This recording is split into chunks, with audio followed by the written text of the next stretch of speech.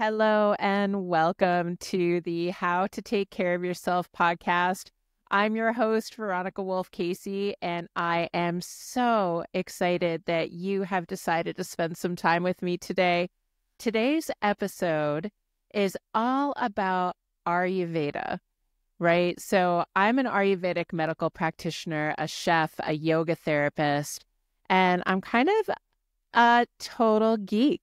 I'm a total nerd when it comes to Ayurveda and the other Vedic sciences. I can't help myself. It's just what lights me up. It's what turns me on. And it's absolutely where I find the capital T truth of the things that we look into in our world, right? And so today's episode is Ayurveda 101, aka what you need to know to make sense of it all. We're going to cut through all the confusion and get to the juicy, life-changing basics. No fluff, no fake wellness buzzwords. I can't stand that crap. Just real Ayurveda that you can actually use. And stay tuned. I'm actually going to give you a few very simple, very easy tips in how you can apply Ayurveda to your life.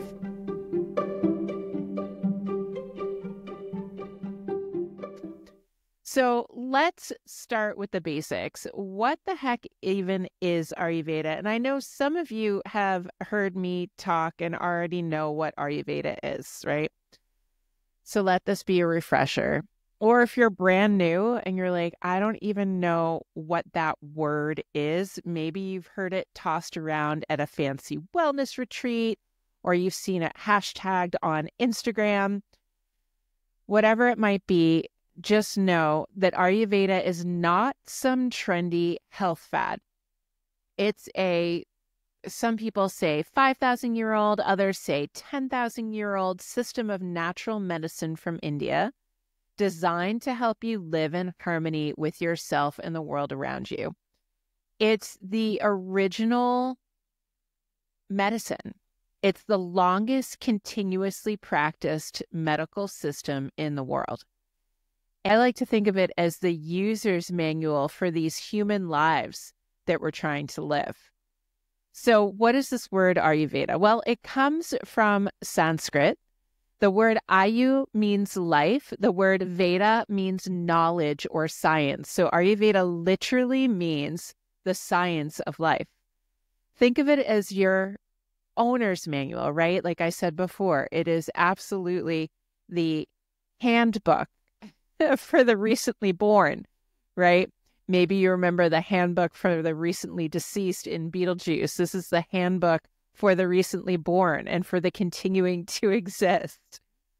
So here's where Ayurveda gets fascinating.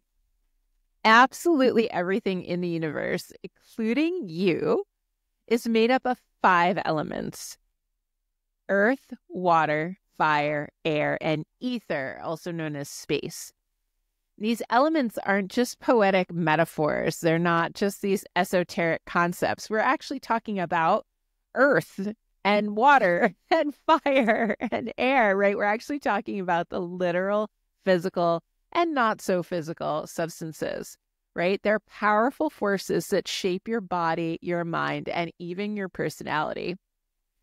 So every single person is a unique mix. I would say actually every single thing in the universe, not just people, but every single physical substance has a mixture, a unique mixture of these 5 elements, right? This is why there is no one size fits all for anything or anybody, is because some things have more fire, some things have more water, more earth, more air, right?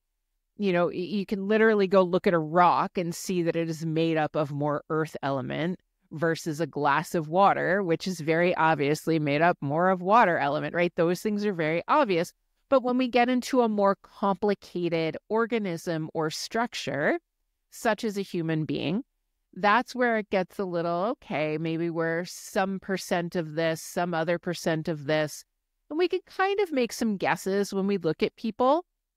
We can look at a person and go, oh, that person is definitely more air element, right? Like I think of my good friend and teacher, Annie Hoffman. She's definitely got a lot of air element, hard to get her to sit still sometimes. She's very light in her yoga practice. She's able to sort of fly into inversions without too much trouble whatsoever. Versus me, I tend to be a little earthy in the hips. And so it's a little harder for me to get into those inversions the same way she does. Let's talk about these elements just for a moment. What does each element have? Well, earth brings stability, strength, and groundedness, because another way to think about these elements are the qualities that they have.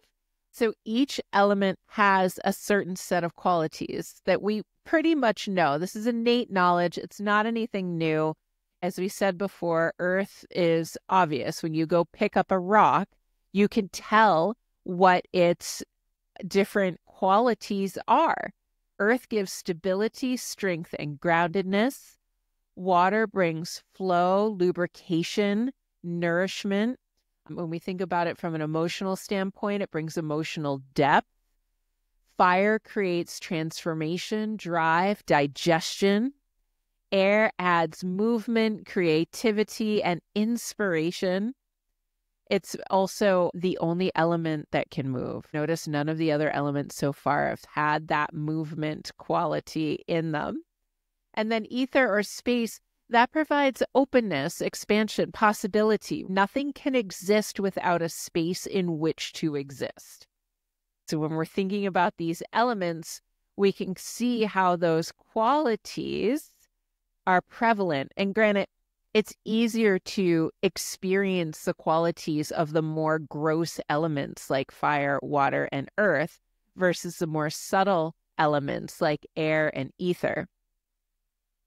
Now, Ayurveda looks at these elements as being collected into what can often be thought of as bioenergetics. And you've probably heard this word. If you've heard the word Ayurveda, you've probably heard the word dosha. People are always talking about, what's your dosha? Which is actually a little rude when you think about what the word dosha actually means. It actually means that which can go awry, or that which is messed up, or that which can go out of whack. So when you're asking someone what their dosha is, you're actually asking them like, so how are you screwed up?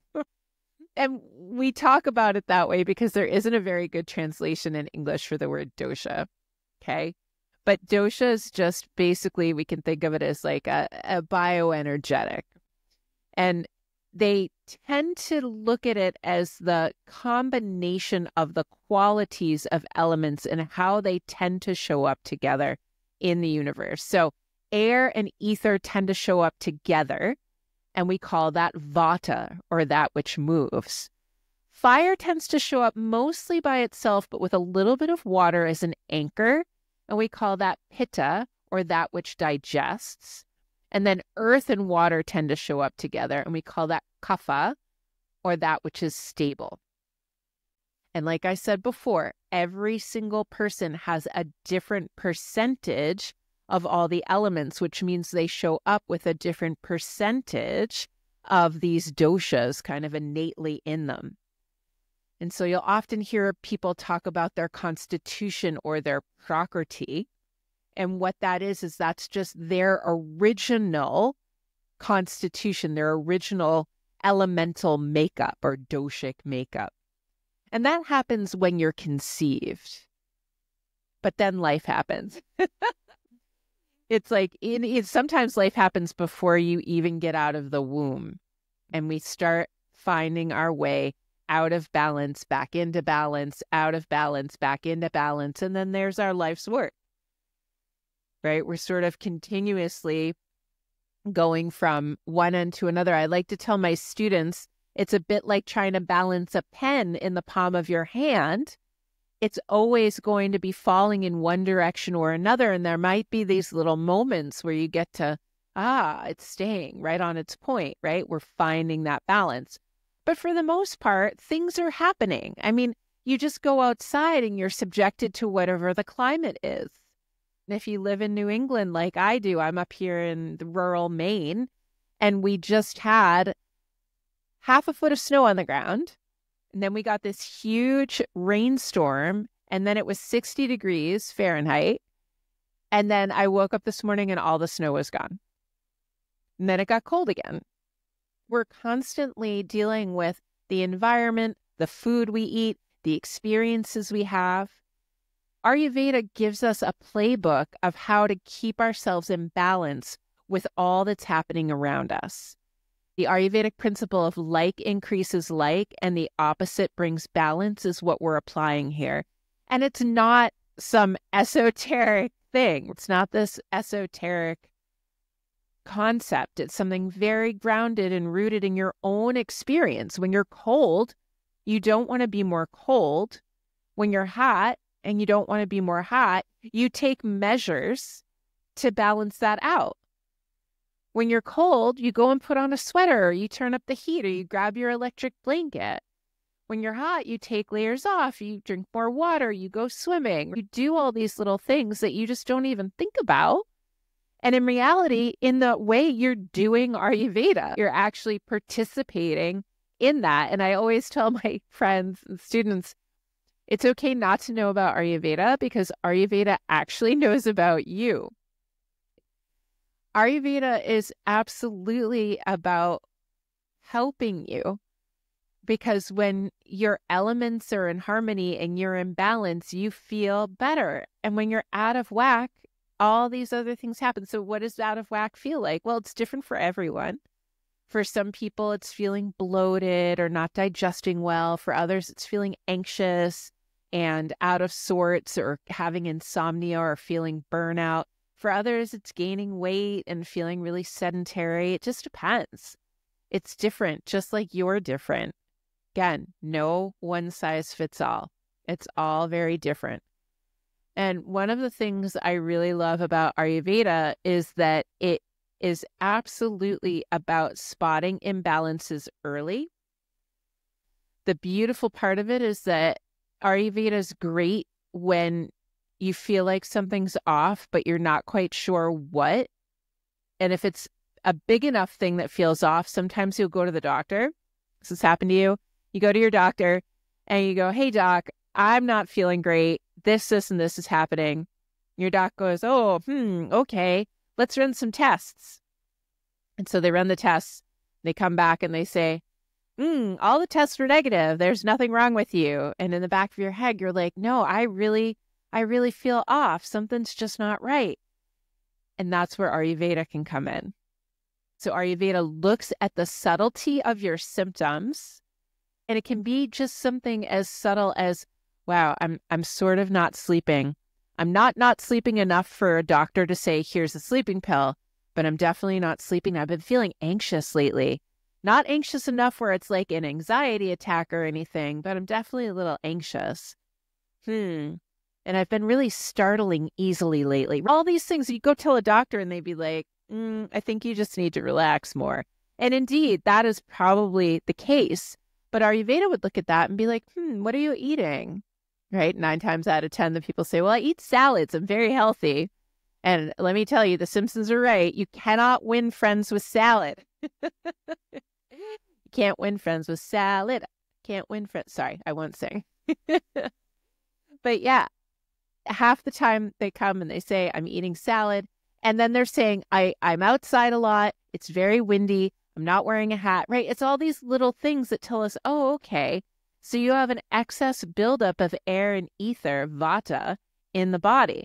Now you go to a regular allopathic medical doctor and they're going to be like, no, none of that is something we can measure. So we do our tests and there's nothing wrong. Don't worry about it. Or they'll give you a pill, which may or may not help you. That often solves the problem in the short term, but doesn't address the underlying cause, which is another of Ayurveda's superpowers. We're really, really good at not only rooting out the underlying cause, but addressing the underlying cause. And often we can do it before it becomes a bigger problem. Ayurveda helps us spot imbalances early and correct it with food or lifestyle choices or herbal remedies. Like, I don't know how many times the answer's been eat cooked food, wear a hat when you go outside, and don't drink cold, bubbly water. And then the person feels 100% better because we took away the imbalance. That's all Ayurveda is. It's about rooting out the imbalances, rooting out the root causes, and taking care of it through easy things. The thing that most people don't love about Ayurveda is that it's often not a quick fix. So sometimes it is. Sometimes it's so simple and so easy. It's like, doctor, it hurts when I do this. Great. Have you ever thought about not doing that? Right. And they stop doing the behavior, and whatever the issue is goes away pretty quickly. But other times we're addressing years of these minor imbalances that have built up over time. And so sometimes it'll take us time to get through all of that. And I have to say, with some of these things, you don't want it to happen quickly. It's like losing weight. You don't want to lose a lot of weight really, really quickly. That's not what the body's designed for. It has to be slow and steady, because a lot of what Ayurveda asks us to do is to actually change our daily habits, change how we interact with ourselves, with our relationships, with the world around us, with our food. And that change often takes time and practice and consistency. And if there's one thing I know about humans, especially in this day and age, is that consistency is hard. That's why I like to do what I do for a living, is because I like to be people's cheerleader for consistency. Like, come back and try it again. Hey, stick with it, right? Just be with whatever practice it is, whatever food it is, and just let it have time to work. And a lot of people think about, you need to be like a monk, or you need to crawl off into a cave for Ayurveda to work. But Ayurveda is not about perfection, friends. Not even a little. It's not about perfection at all. It's about awareness. It's about being so in tune with who and what you are that you can really notice when something's gone awry. You don't need to live in a cave.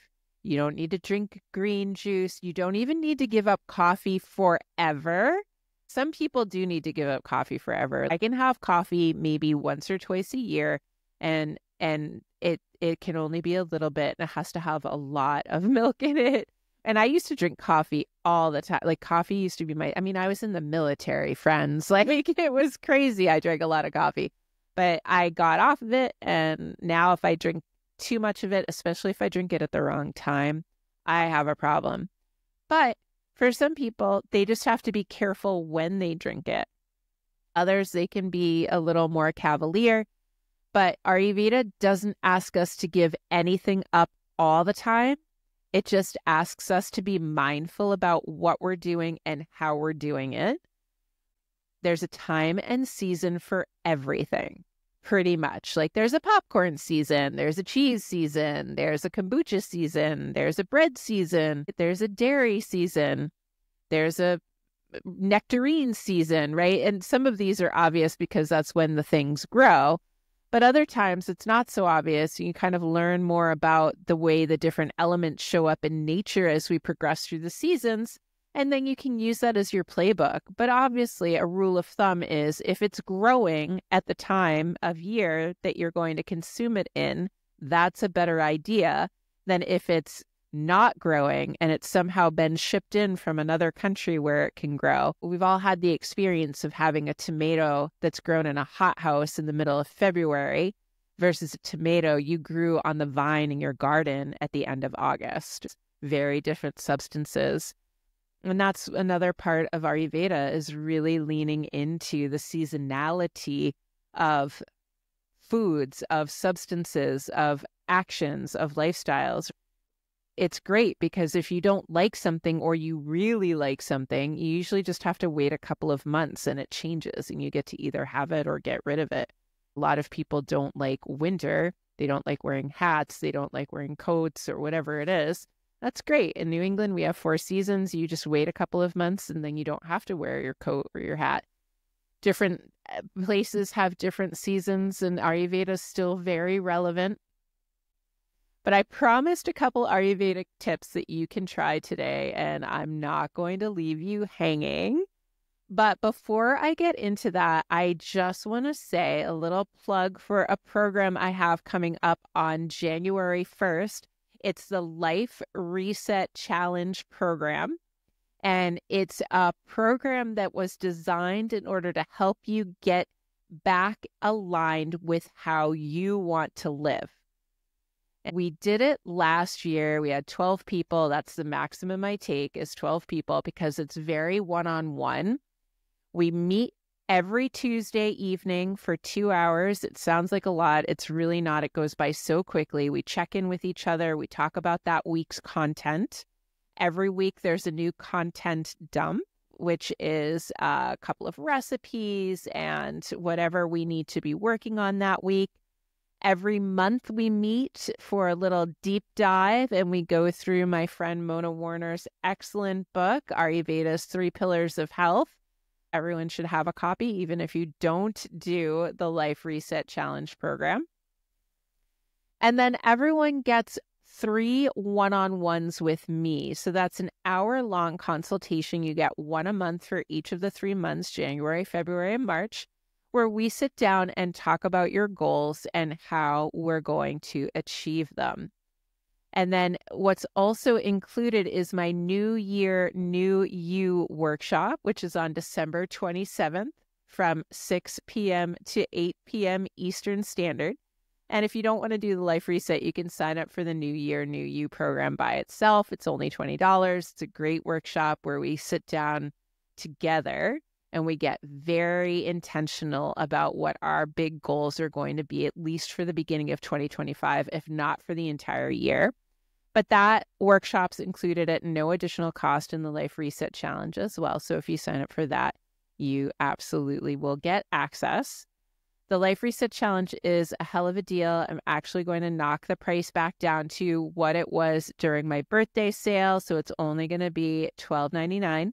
And you can break it into 3 payments.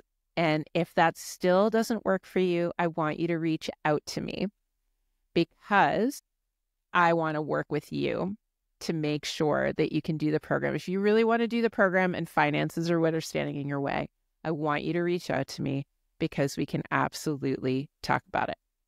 All right. Now, let's get to our 3 tips. So, first thing is to start your day by scraping your tongue. And if you don't have a tongue scraper, you can easily get one on Amazon. I'll link in the show notes the one that I like to use. I get them in bulk. I get copper ones. Stainless steel is great too. Don't use plastic. Please don't use plastic. But scraping your tongue first thing in the morning before you eat or drink anything is absolutely one of the keys to better digestion. If you're like, boy, Veronica, I don't want to wait for my tongue scraper to show up. Is there something around the house I can use? Absolutely. You can use the side of a soup spoon. Just make sure it has a fairly sharp edge. I've also used a butter knife before. Just a regular knife from your drawer in your kitchen. Just be gentle. Don't use like a paring knife or anything. Use like a butter knife or the side of a spoon. That can really work wonders. And then start your day. So here's tip number 2. Start your day with a mug of warm water. It wakes up your digestion. It helps things to eliminate, if you know what I mean. And hopefully you're not shy on the poop talk because it's Ayurveda, friends. We'll talk a lot about poop in this podcast. And then tip number 3, eat your biggest meal at lunch. Your digestion is strongest when the sun is highest in the sky. So when the fire is high in the sky, so is it within you. We are absolutely adhered to our circadian rhythm. Can't get away from it.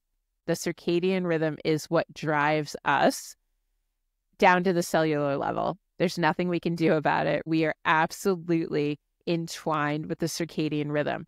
So to be your healthiest, and this is one of the things that Ayurveda teaches, you have to follow it. So again, eat your biggest meal at lunch. That's tip number 3. And then I've got a bonus tip for you because I love you and I want you to be healthy and happy. And that's to go to bed before 10 p.m. I know. Makes me very unpopular. Going to bed before 10 p.m. will really help you sleep better. So if you're someone who suffers from insomnia, if you're someone who tends to stay up until 10 p.m. and then all of a sudden you're like, hey, I have a second wind, right? I always hear this. Yeah, it was 10 o'clock and then I had a second wind and then I decided to organize my closet and I totally figured out all the things that I'm going to do for that party next week. And then I also ended up figuring out like, oh, if I write this email now, it's going to be the best email ever. Whatever. You just decided to do all this stuff.